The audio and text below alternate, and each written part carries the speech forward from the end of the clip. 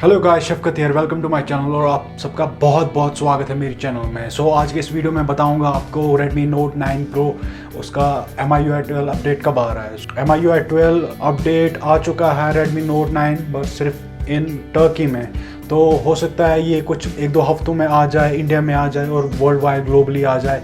तो वेट करते हैं। तो इस अपडेट में बहुत सारी ऑप्टिमाइजेशन होगी जो यूज़र इंटरफेस के लिए बहुत अच्छा है। जैसे आगे आपको पता ही है, अगर राइट साइड खोलेंगे तो कंट्रोल पैनल खुलेगा, अगर लेफ़्ट साइड तो नोटिफिकेशन शेड खुलेगी। ऐसे बहुत सारे फीचर्स है जो आएंगे Redmi Note 9 Pro के।